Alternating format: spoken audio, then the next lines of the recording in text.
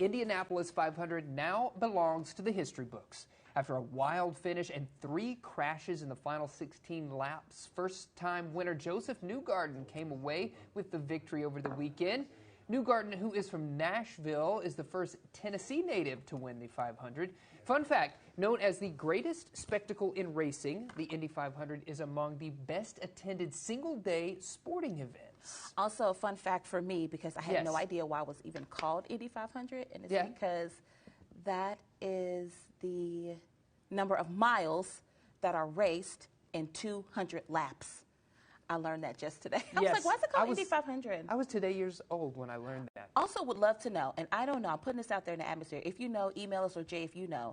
You know, he's pouring milk over himself. What's the significance of that? There is a tradition behind that, and I don't know what it is either, but it's definitely a thing. That can't smell nice. The parent in me is like, that's not gonna smell nice. And then you've got to go greet all your adoring fans afterwards, and they're like, this man smells like spoiled milk.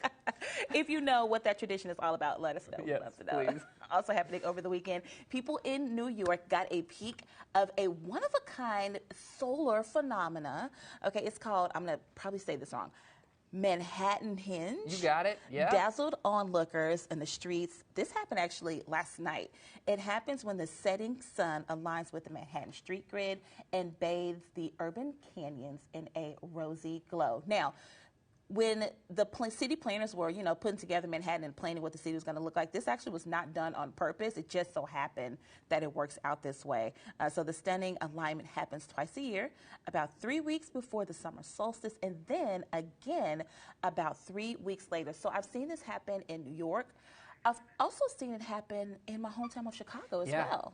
Yes, I'm so glad we're talking about this because Jill was just at the Broadway conference there, and she said Lin-Manuel Miranda talked about this event specifically and how it got everybody excited. And it's absolutely beautiful. Look at all those people with their cameras and stuff. So yes. It's a big deal. Yeah, that's cool.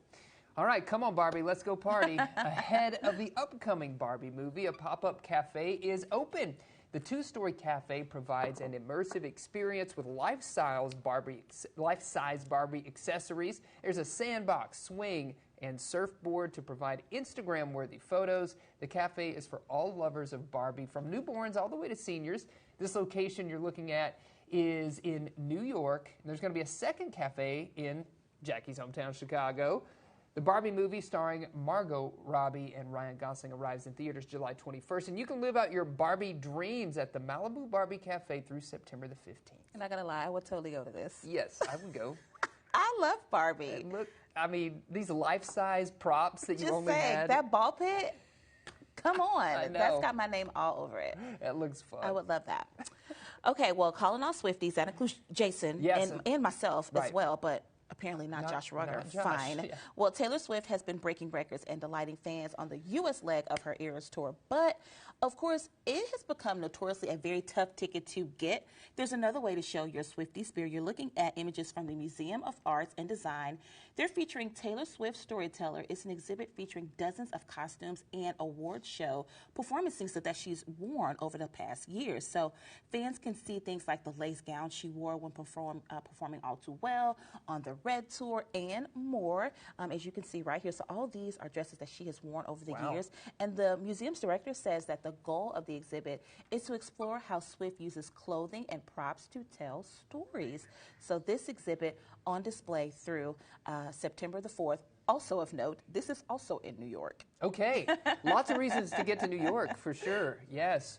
Well, from a tour that is hugely successful, now to some sad news about a tour. Singer Celine Dion has had to cancel 42 European concerts due to ongoing health issues. The iconic performer posted the news on her Instagram. She said she had been set to perform in Amsterdam on August 26th through the 28th. Now, last year, Dion revealed in a separate post, she said she had been diagnosed with stiff person syndrome, a neurological disorder which affects roughly 1 or 2 out of every million people, very small percentage. All tickets will be refunded at the original point of sale. That's according to Dion's team. The singer promised to reschedule those shows in all the cities where she had been slated to perform. Hoping she gets better and she's able to perform. Yes. She is one on my list that I would love to see perform before she retires and says, hey, I'm actually done with performing and singing. So I would love to see her. Yeah, I know. Sad to amazing see voice. this news.